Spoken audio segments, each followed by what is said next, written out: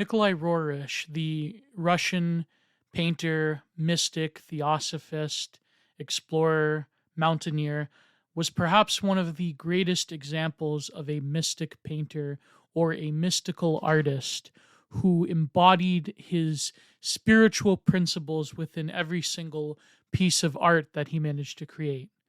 This piece in particular is a good example of Nicholai Roerich's very unique perennialist blend of theosophy, of mysticism, of various different wisdom traditions, both in the East and the West, and also of his very unique Eurasian position.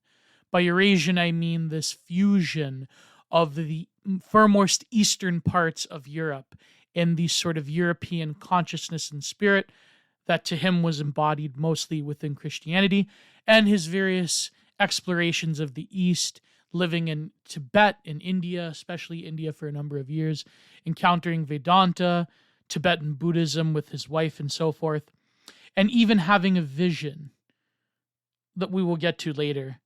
This painting in particular is called Mother of the World. This is painted in 1937, and here we have a depiction of a feminine figure, a divine feminine itself, either of Mary or a Kali figure.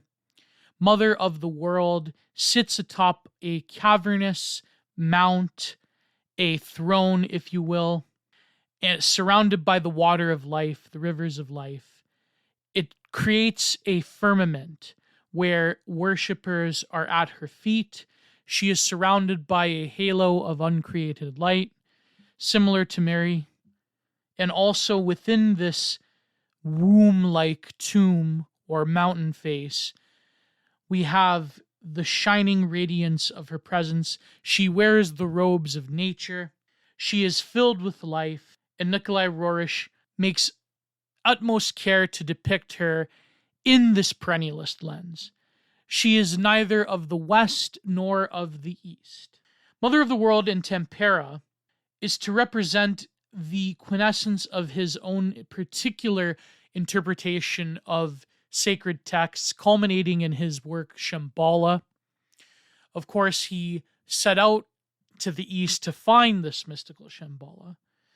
But it is, quote, in many ancient religions, the feminine is revealed, the most ancient archetype to a mother who gives and protects. This may be interpreted as the painting is the embodiment of the great mother, the image of her on the mountains that serve as the throne, a flowing river carrying life, with constellations on her side, and above her head Venus, the morning star, foreshadowing the people's joy. Here we have the duality of the darkness of the cave being illuminated by the agent of transformation, the great mother from which all life flows, from which all life emanates. The Mother of the World, quote, is one of the most optimistic pictures of Roerich because her very meaning implies the end of the dark era and the beginning of the light one. On the thrones of the mountains sits the Great Mother, who is the single feminine principle, which in different religions goes by many names. The lasso of the tarot symbolizing the Mother, the Virgin Mary in Christianity, reflection of the Mother herself. The Creator, coming from a single goddess who is at dawn of time, gave life to the world, is the most ancient archetype of the Mother who gives, protects, and embodies the Great Mother. Her face is hidden under the hood, but the lower part, visible to the viewer, impassive and similar in color to bronze, is illuminated, indicating that the happy, bright century and the eminent discovery of knowledge is coming. Around the mountains that serve the Mother is the throne, a river flowing, symbolizing the endless river of life that feeds itself. Roerich is different from other mystical types that usually do not have a official art training and who usually have very rudimentary outsider art interpretations of color and form and the processes of the creation of the work of art itself. Roerich was a classically trained painter.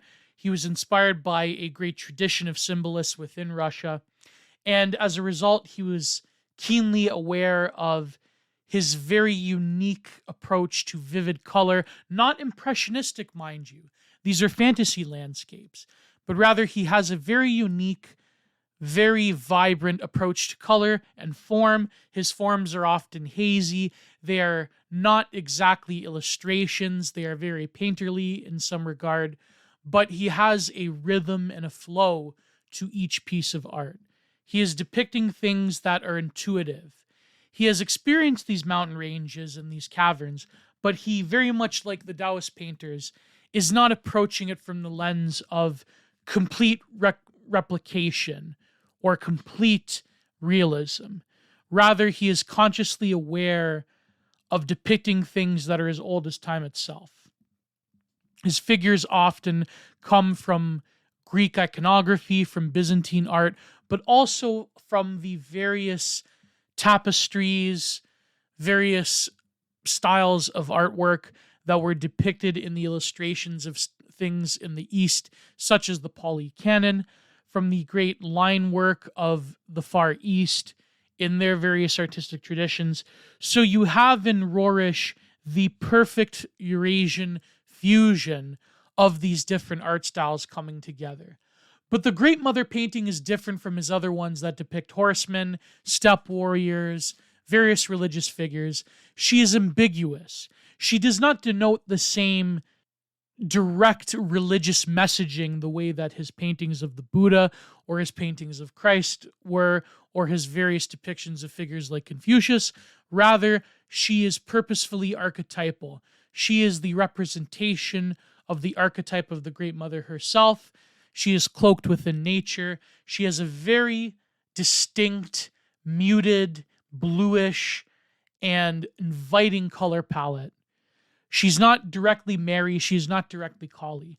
She is transcending the figuration of specific religious characters. And this is why, above all else, he is the quintessential perennialist, even Jungian artist, working in various traditions, and his unique position within Eurasian society and his artistic tradition made Nicholai Roerich the perfect candidate to create a pure perennialist art form. So this has been the public episode number 3 of Monday Modern Art Madness. There are going to be exclusive extras on Patreon that are being uploaded.